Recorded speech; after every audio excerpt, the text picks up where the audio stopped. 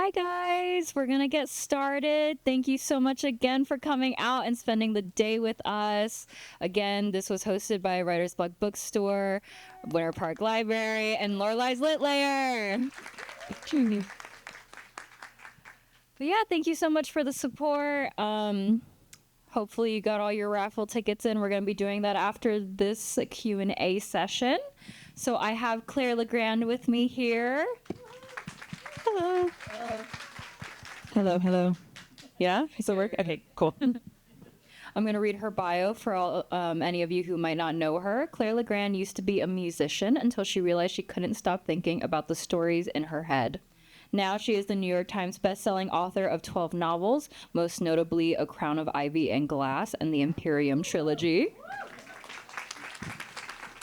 as well as the Cavendish Home for Boys and Girls, the Edgar Award-nominated Some Kind of Happiness, and Sawkill Girls, which was nominated for both a Bram Stoker Award and a Lambda Literary Award.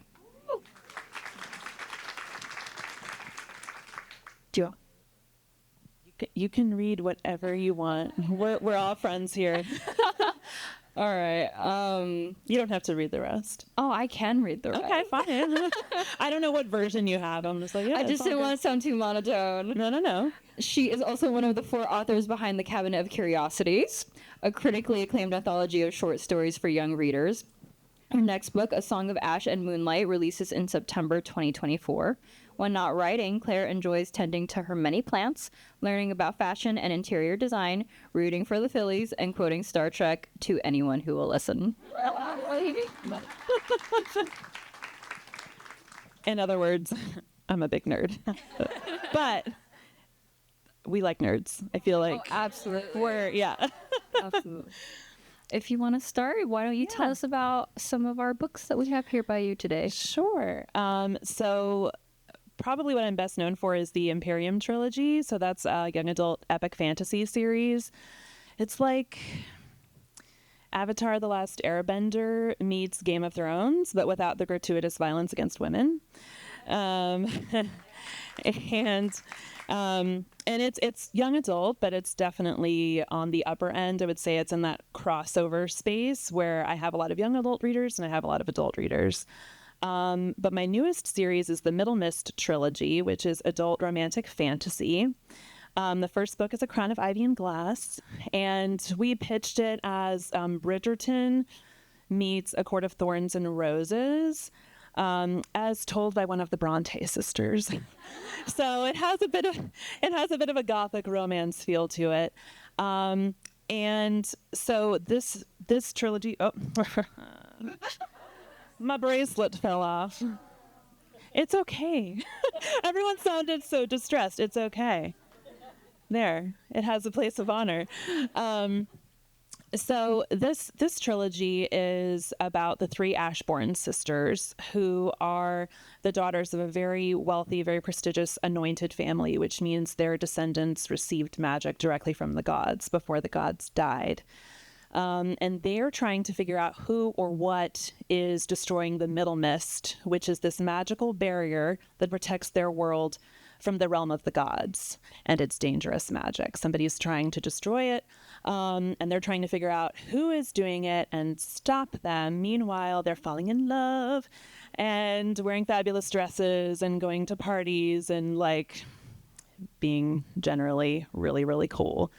They're also dealing with mental health challenges. So one of the things I wanted to do with this series as someone who lives with anxiety and depression herself is write a series where the heroines are dealing with mental health challenges, body issues, childhood trauma, and yet they still get to have their happily ever afters, and they still get to save the day and be awesome and wear their awesome dresses and be heroes. But at the same time, they're dealing with these very real challenges that many of us live. Hello? Oh, the microphone was like, oh, this is getting too deep. But yes, so they're living with challenges that a lot of us live with, and there's no magical fix for them. It's not like, things just disappear because they fell in love and saved the day, right? as for so many of us, it's an ongoing process for them in learning how to manage their anxiety and depression. For example, the main character in the first book, Gemma, she's a bit of a hot mess. Just be patient with her. If you read it, you're going to be like, at the beginning, you're going to be like, girl, get it together. She does. It just takes a while. And part of the reason that she's a little bit much is because she lives with debilitating anxiety, and she also lives with chronic pain, and she's working so hard to present a facade of normalcy to the world around her that sometimes it can feel, even to herself, like she's being a bit much, but like the only way she knows how to cope is by trying to have the best time she can and going to parties and being like this popular socialite and hooking up with whoever she can. Not there's anything wrong with that necessarily, but she's teeming with so many emotions and so many horrible thoughts about her lack of worth that she does whatever she can to escape those feelings and distract herself from them.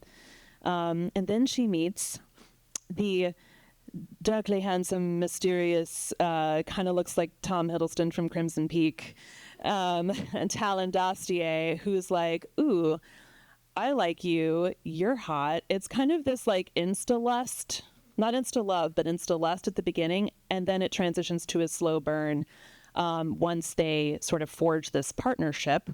It's not quite fake dating, but it's like, we're going to do this partnership, and it's all official, and we're doing it so that I can help you figure out where the demon is who is holding your family in thrall. And you are going to help me navigate high society. And so we're going to be this power couple. It's totally business-like, except we really think each other are hot and we're going to fall in love eventually. So that's probably the too long pitch for that series. Book 2 comes out in September, and then book 3 will come out in 2025. And each book focuses on a different sister and her romance, but they are all in each other's books. So you see all of them in every book. And I'm going to let you talk now. Thanks. Gotta love intersecting main characters. I do too. Okay, do you want to do a little Q&A? Yeah, let's do it. I'm ready. All right, we're going to start with something cute. What made you smile today?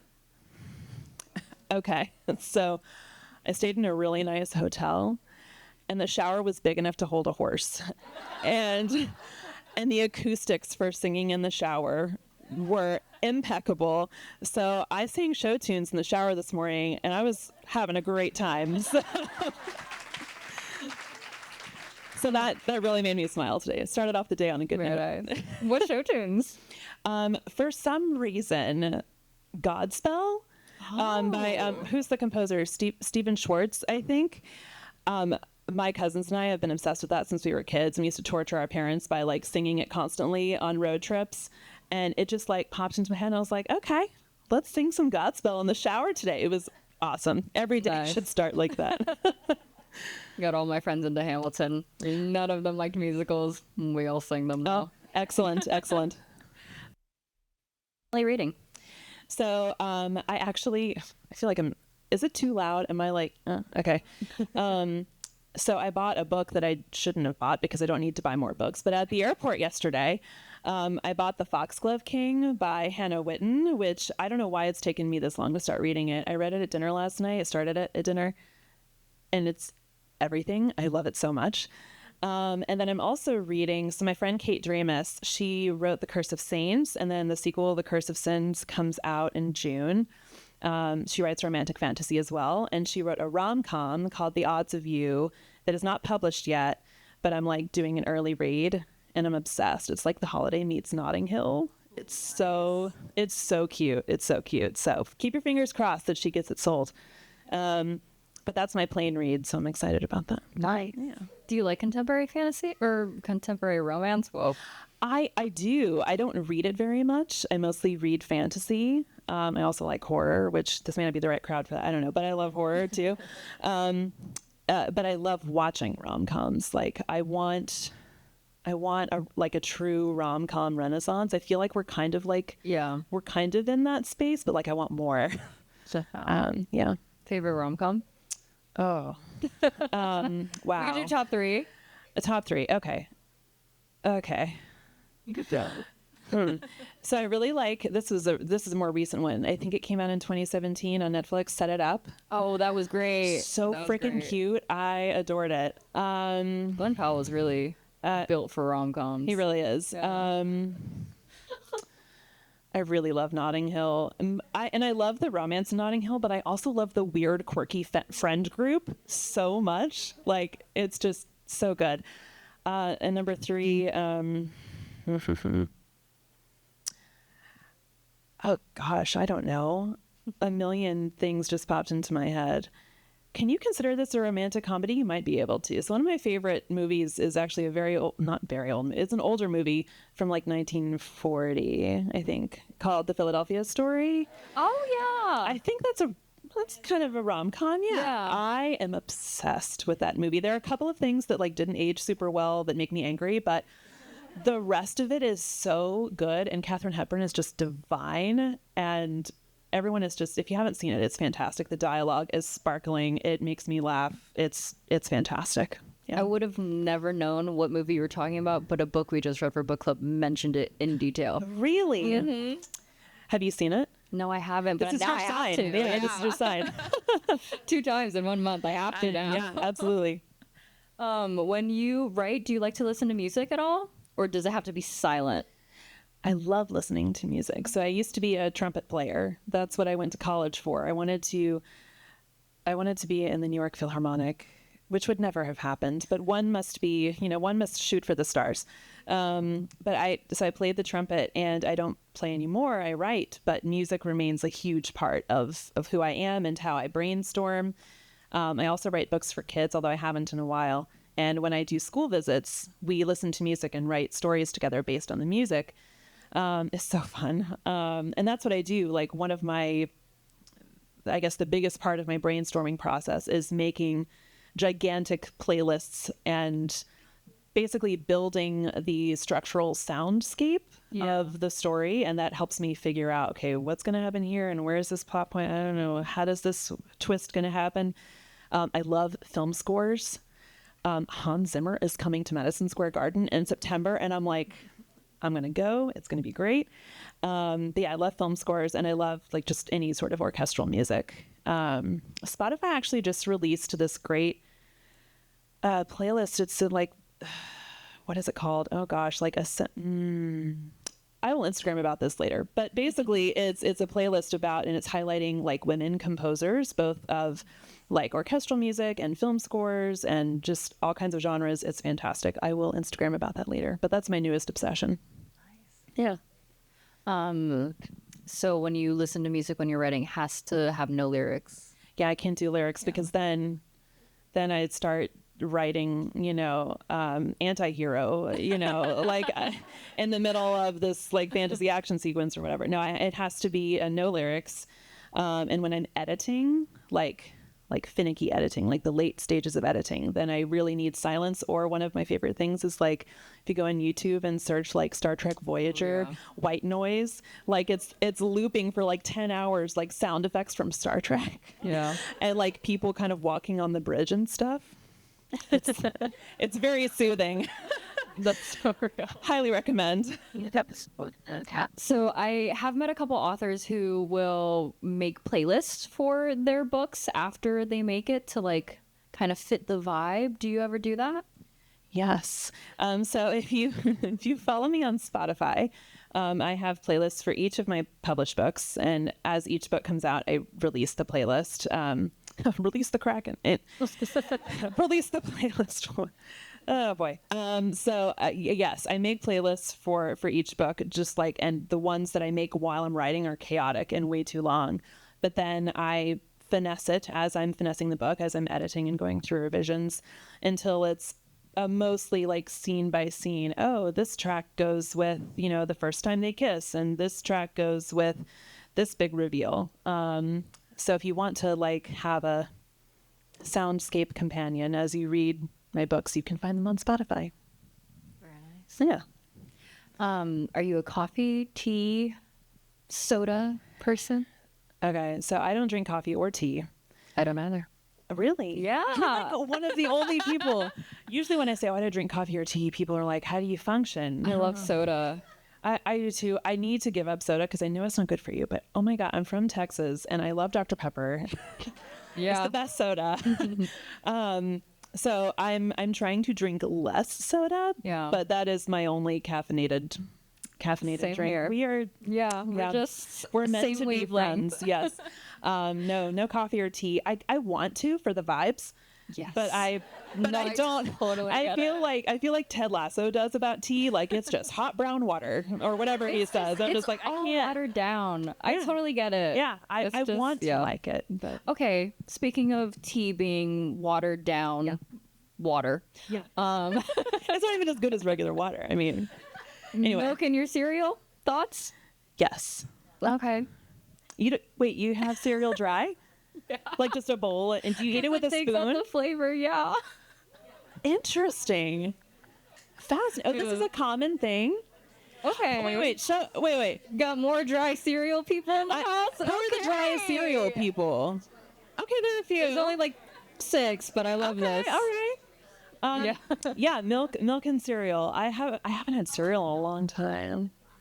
Milk on the and Okay. do you then dunk the? Okay, it's okay. Oh, I don't know if I should share my fun fact now. Yeah, share your fun fact. When I was in school, you like had to get a milk, and Yeah. they had chocolate milk, and I love chocolate milk, and I Yeah. hate regular milk, and so I ate my cereal with chocolate milk. That seems like a good solution. good. Yeah, I think it depends on the cereal. it depends on the cereal for sure. Yeah. Tried it with orange. I have not. I can't. Like in a glass. I have not. There was like a crowd. Oh. I just don't know if I could do that. What is your favorite cereal with orange? Raisin bran, Okay. and then orange juice I can instead see of. that. So two better than I thought. I'm Interesting. fascinated. Yeah, Well, I mean, you do what you got to do. Interesting. Wow, you We've gotten opened so up much this I whole, know. like I opened Pandora's the box of Pandora's cereal box, opinions. Yeah. With just my coffee or tea question. What's something on your bucket list? Okay. I really, really, really want to see humpback whales someday, and I want to pet one. I love that. I grew up obsessed with my first exposure to Star Trek was Star Trek 4, The Voyage Home, which is the one with the whales. If you don't know what I'm talking about, do yourself a favor and watch this movie. It is ridiculous and it's so fun. Basically, they have to go back in time to find humpback whales to bring them forward in time to save the world.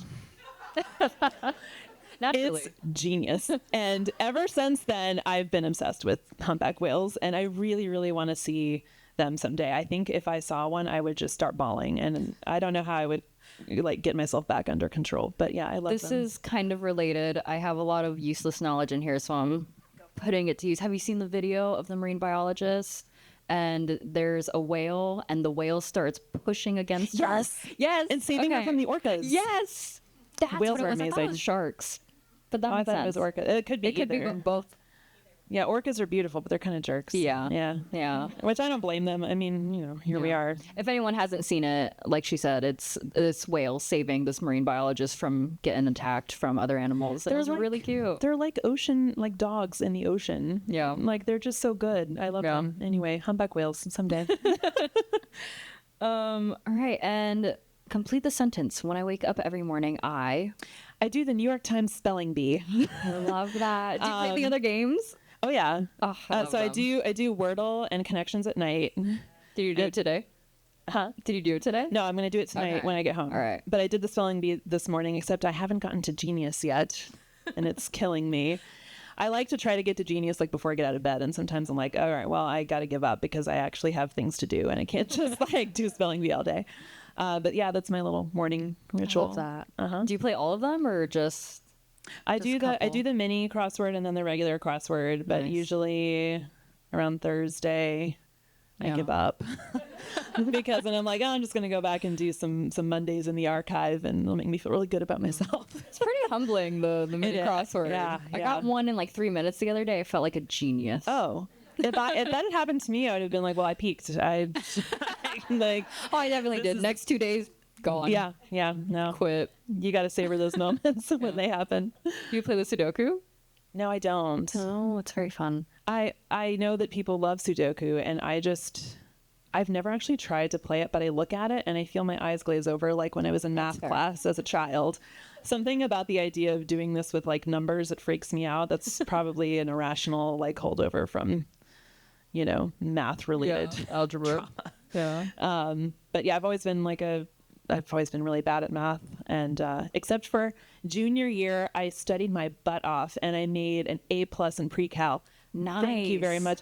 I was in the classroom every day at lunch, and my teacher, bless her heart, would like do the homework with me and like help me, like practice. And Miss Pelletier, thank you. But yeah, no, I don't do Sudoku. Long story short, too late. If you ever get writer's block, do you have anything that you do to get rid of it? I do. I walk away. Yeah. if I have writer's block, or if I encounter some sort of knot in the story and I feel like I don't know how to get out of this, I don't know where I'm supposed to go next, I feel uninspired, I will walk away. I will do literally anything else. I will clean the house. I will read something that's like an old favorite, even if it's just a couple of chapters, to remind myself, oh yeah, I actually like books. And I'm doing this because I've always loved books and storytelling, and that reminds me, it gets me re-inspired. If I'm writing like a fight scene, I hate writing fight scenes, and yet I keep writing these like epic fantasy stories that require fight scenes.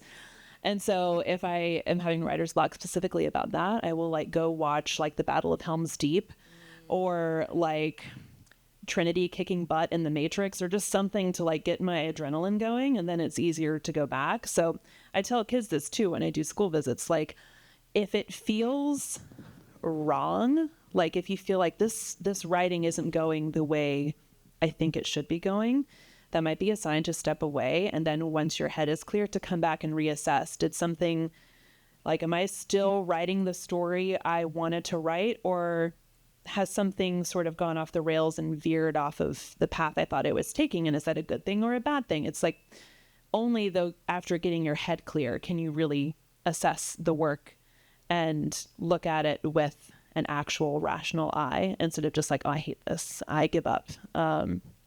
So yeah. Have you ever just like scrapped everything you had and started over? Oh yeah. I don't like to talk about it. No, I'm just kidding. Yeah, definitely I've done that. So Fury Born came out in 2018, and I came up with the idea for that book in 2004, right after I graduated high school. And I wrote and rewrote that book so many times. The first draft was terrible. It was 347,000 words long. Books are not supposed to, they don't need to be that long, especially like YA fantasy books.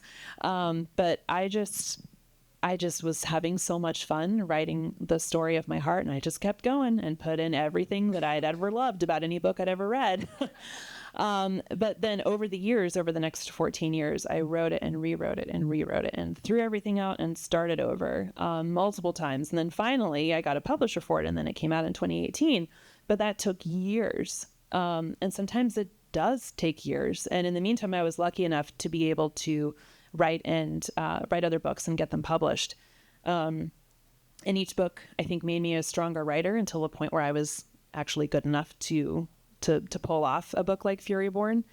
But yeah, you throw stuff out a lot as a writer or any sort of creative person.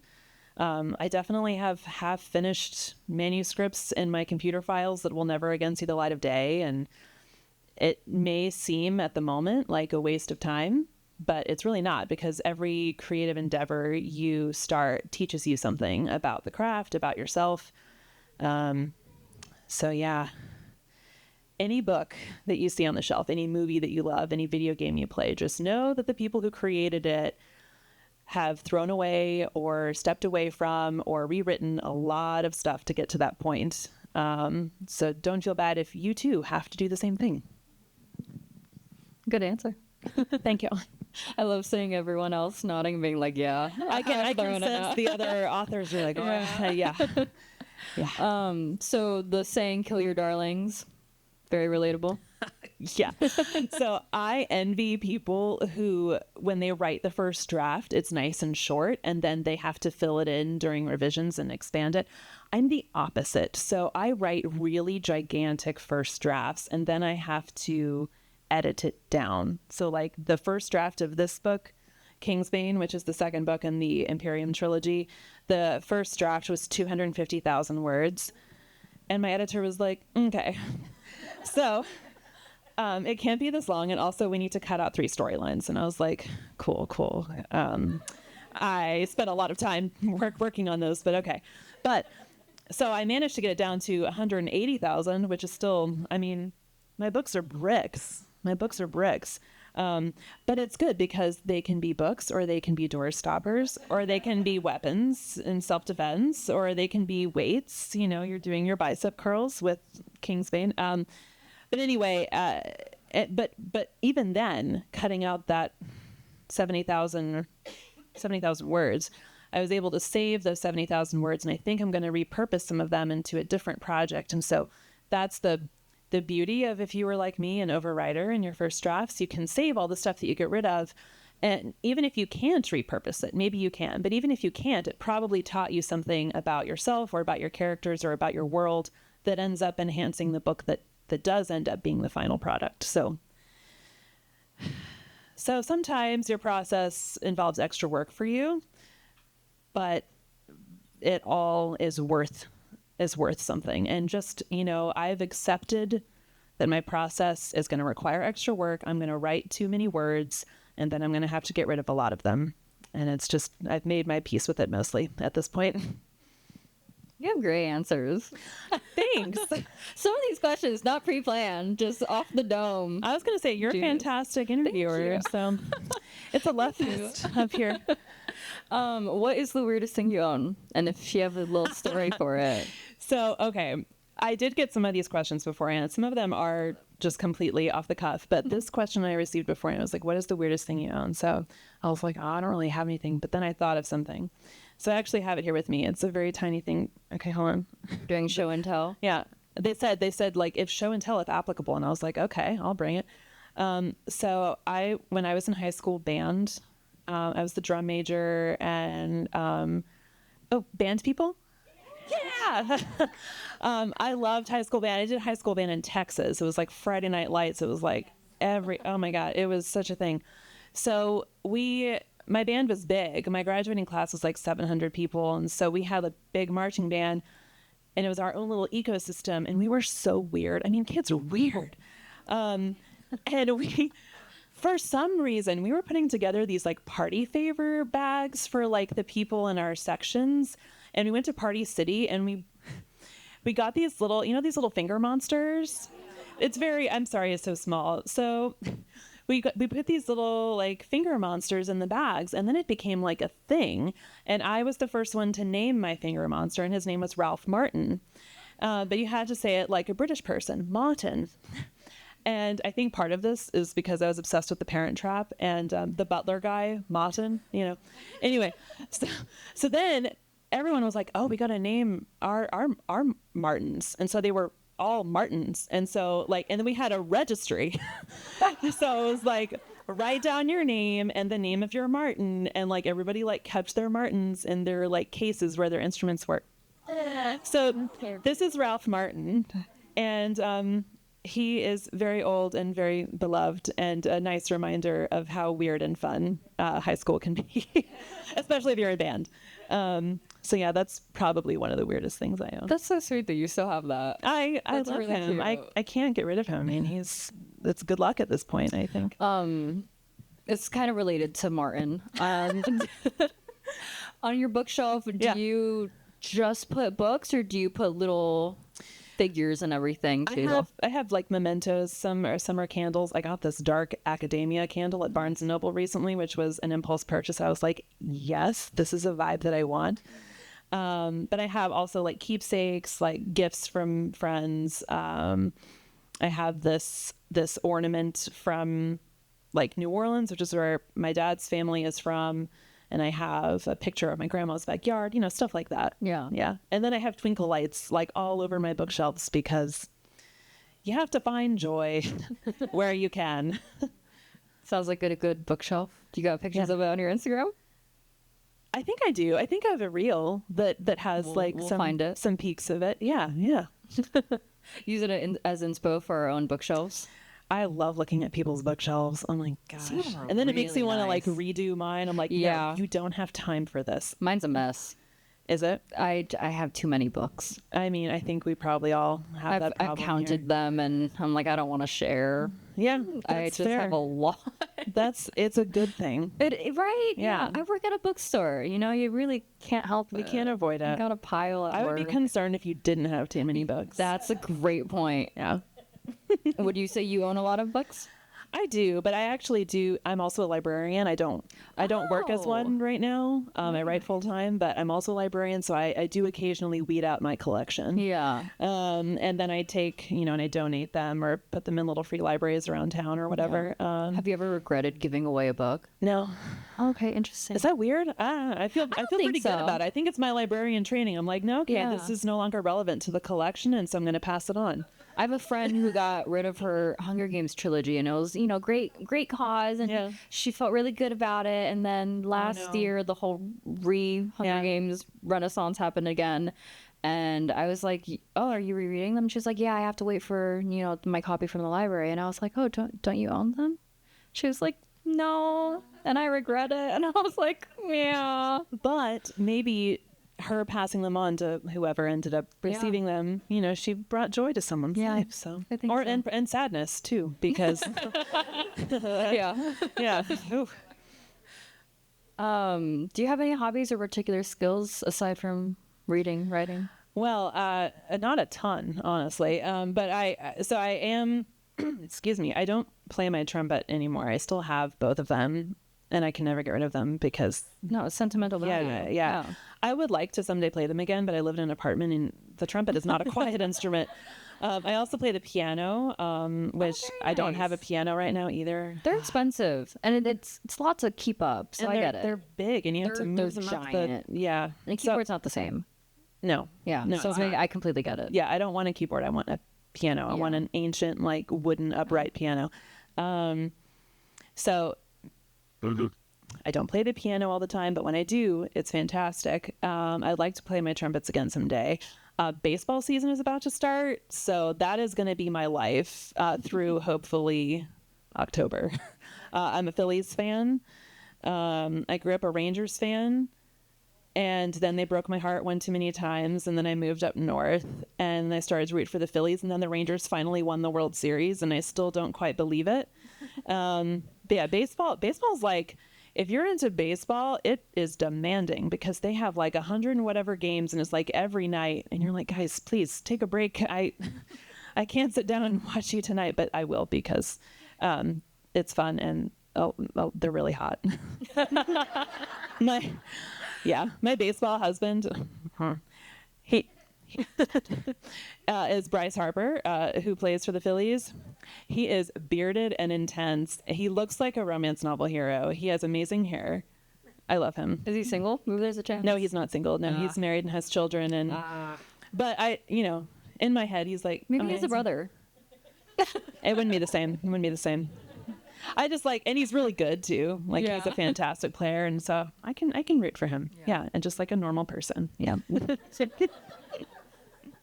Are you one of the people that can play by ear? You hear something and you're able to play it? No. I'm so jealous of people who can. Me too. And I'm also very envious of and in awe of jazz musicians. Yeah. So I was a classical musician. You put the music in front of us and we play what's on the page. Jazz musicians, my brain doesn't work that way. The school I went to for music has a really fantastic jazz band program, and I could not do it. No. I could barely play what was on the page. Yeah, I mean, same.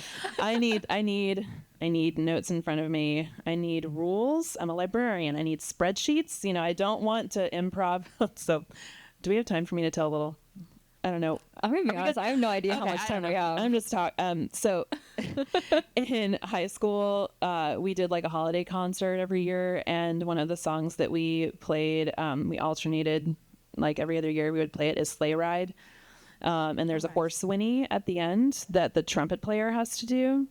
I cannot tell you. This was my worst nightmare because on the page it just has this like squiggle and it's like horse whinny in parentheses. And what does that mean? I need instructions. And so I was more nervous about that stupid horse whinny than I was about any other thing I did. And then, so you know the trope, like who did this to you? The romance trope? Okay. So when I was a sophomore, I had to do the horse whinny and I was like a wreck about it. And then afterward, my now dear friend came up to me and was like teasing me about it. Like, oh, nice horse whinny or whatever. I don't even remember what he said. But I was so upset. So I started crying. And then this other guy came over who I had a crush on. He was a senior trombonist. And he came over he was a very serious person. He came over and I was crying and he was like, who did this to you? Legit. And I was like, well, you know, this guy, and he said this. And he was like, don't worry, I'll take care of it. And I was like, oh my God, okay. And so he went away and I was like, you know, wiping my face and stuff. And then he comes back with the other guy and the other guy's like, I'm sorry, Claire. I'm sorry I said that. I didn't mean it. So that was my like, yeah, my hero. I just got goosebumps. He was so cute. Okay. Yeah. I would have lost it. Sophomore in high school, I was like, senior. I already had a crush on him Yeah. at that point, and then it just like, and he had this like really deep voice, and I was like, oh my God, oh my God. Gotta find him again. I mean, I'm still friends with his sister actually. Like he and I haven't talked in a while, but Maybe one day. no, we're in our own lives now, but it's just a fond memory. Fun. All right, Do we have to wrap it up? Oh, we have time for one more question. Well, do we have time for like audience? Oh, good. Okay, Good. Yeah. okay, perfect. Now I have like half the questions. I know. I talked too long. I'm sorry. No, it's okay. And I was asking off the dome ones, you know. That's true. We're just gabbing. We're gapping, etc. All right. Do you have a favorite that you want me to ask? Oh no, I'm leaving that up to you. I can't make decisions. I have to read fast, and everyone's looking, sorry. and now No, you're good. Take your time. like, oh, I don't read that fast. You could do let me see. Oh, okay. I found where I was. Okay. Yeah. Okay. Okay, I'm sorry. You're good. Literally anything you choose will be fantastic because you are fantastic. Thank you. You're welcome. You're more fantastic. Look at her suit. Sorry, I didn't mean to make you feel awkward. I'm sorry. No, it was great. Oh, I have a personal anecdote, but I'll cut it. What are you currently working on? Excellent question. So I just finished like the final edits on book 2 of the Middle Trilogy, A Song of Ash and Moonlight, which comes out in September. I'm very excited about it. The main character, Farron, is a musician, and she is way depressed, but it manifests as anger, which is not something that people talk about a lot, but like depression manifests as anger quite a lot. And she's like, you know, the eldest daughter bearing all the responsibility of the family. It's a thankless job. She has like trauma from when her mom abandoned the family. She's a mess. I love her. And the love interest, he is bearded and burly, and he is like coarse on the outside, but very gentle on the inside. And he helps, like, she is so wound up tight with responsibility and anger that she is not able to open herself up to love until. So I'm very excited about that book. And then I'm about to start drafting book 3, which comes out in October 2025, I think. And that's about the middle sister. And then I'm also working on a standalone adult horror / fantasy, which I'm very excited about.